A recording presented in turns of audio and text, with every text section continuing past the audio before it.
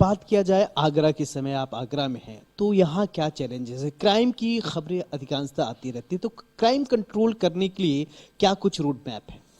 देखिए, अगर आगरा की को भी आप देखेंगे तो ये एक बॉर्डर का डिस्ट्रिक्ट है।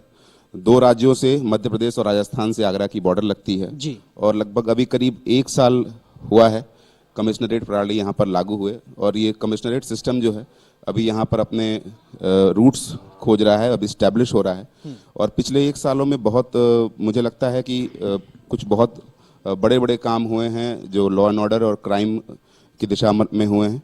और जो माननीय मुख्यमंत्री जी का इसमें इसकी मंशा है, शासन की मंशा है कमिश्नरेट के माध्यम से, कि जो लोग हैं, आम जन हैं, उनको सहूलियत पहुंचे, उस दिशा में भी कमिश्नरेट ने काम किया है।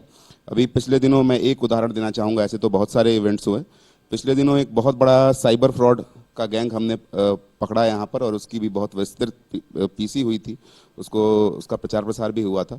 उसका इम्पैक्ट इतना बड़ा था कि लगभग 15 लाख लोगों को हमने पोटेंशियली साइबर फ्रॉड का विक्टिम होने से बचाया। जी। और जो फ्रॉड की धनराशि थी वो हजारों करोड़ में थी, उसको बैंक अकाउंट्स में हमने फ्रीज कराया। और जो ऐसी फ्रॉड करने वाले, ऐसे मानसिकता के लोग हैं, उनको लंबा नुकसान भी पहुंचाया। ये केवल एक उदाहरण है जिसके माध्यम से ये मैं बताना चाह रहा हूं कि हम क्राइम को लेकर ना केवल हम प्रिवेंटिव मोड पे हैं, बल्कि ऑफेंसिव भी हैं। कि जो भी क्रिमिनल्स हैं या क्रिमिनल माइंडसेट के लोग हैं, जी। हम क्राइम उनको करना, उनके लिए इतना हानिकारक बना दे रहे हैं या इतना डिसइंसेंटिवाइज कर दे रहे हैं कि अपने आप हमारा क्राइम कंट्रोल हो जा रहा है, जो कि हमने पिछले दिनों में देखा। अगर हम डेटा की बात करें तो सभी मेजर हेड्स में क्राइम में पिछले साल की तुलना में लेस देन 60% क्राइम हुआ है। सभी मेजर, चाहे हत्या हो, लूट हो, अपहरण हो, महिला संबंधी अपराध हो, सब में 1 जनवरी से लेके 30 सितंबर तक सभी हिट्स में मेजर डाउनफॉल है। मुझे लगता है कि ये डेटा ही अपने आप में हमारे लिए, हमारे कार्य प्रणाली को और हमारे वर्किंग को सपोर्ट करता है। बिल्कुल। सूरज जी, आप कह रहे हैं कि आगरा जो है 2 राज्यों से बॉर्डर टच करता है, तो बहुत सारे ऐसे अपराधी होंगे, आगरा में अपराध करने के बाद मध्य प्रदेश भाग गए, राजस्थान भाग गए, तो फिर यहाँ की पुलिस तो सीमा विवाद में उलझ जाती होगी, तो कैसे इसको सॉर्ट आउट किया जाता है? देखिए, आपकी बात सही है, और जहाँ भी सीमा होती है इस तरह के इश्यूज होते हैं। और बहुत सारे बगल के जो जनपद हैं, भरतपुर और धौलपुर के गैंग होते थे जो पहले के ज़माने में आगरा से अपहरण और पकड़ किया करते थे और फिरौती मांगने का कार्य किया करते थे। लेकिन आप सभी यहाँ पर हैं और आप सबको पता है कि पिछले 2 सालों में ऐसी कोई मेजर घटना घटित नहीं हुई है।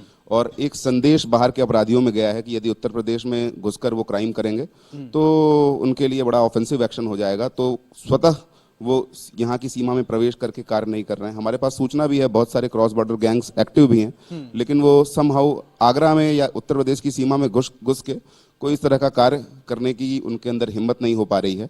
और ये एक थम्स अप है, एक सपोर्ट है हमारे जो वर्किंग है उसको लेके। आपने काम किया कानपुर, मैनचेस्टर ऑफ यूपी उसको कहा जाता है, औद्योगिक नगरी है, फिर आप आगरा में इस समय हैं, दोनों में कुछ मेजर डिफरेंस, वहाँ के वर्किंग कल्चर, यहाँ चैलेंजेस क्या देखिए आप? देखिए, कानपुर और आगरा में सिमिलैरिटीज़ कम हैं, डिफरेंसेस ही ज़्यादा हैं। और उद्योग वहाँ पर भी है, पहले काफ़ी विस्तृत उद्योग होता था, टेक्सटाइल मिल्स होती थी, लेदर का भी उद्योग था। और आगरा जो है आज भी एक इंडस्ट्रियल कैपिटल है। इंडस्ट्रियल कैपिटल के साथ साथ टूरिस्ट सिटी बहुत है। यहाँ पर वीआईपी मूवमेंट बहुत ज़्यादा है। और जैसे हमारे पास ताजमहल है, लाल किला है, और टूरिस्ट मॉन्यूमेंट है, फतेहपुर सिकरी है। ये सारी चीज़ें होने के कारण यहाँ शहर का महत्व अपने आप बढ़ जाता है। और सारी चीज़ों के साथ पुलिस के ऊपर एक जिम्मेदारी ये भी रहती है कि जो बाहर से आया हुआ व्यक्ति है अपनी संपत्ति की, अपनी डिग्निटी की, गरिमा की सुरक्षा को लेकर भयभीत ना हो और एक भयमुक्त वातावरण में यहाँ पर वो विजिट करे और आनंद ले यहाँ की मॉन्यूमेंट।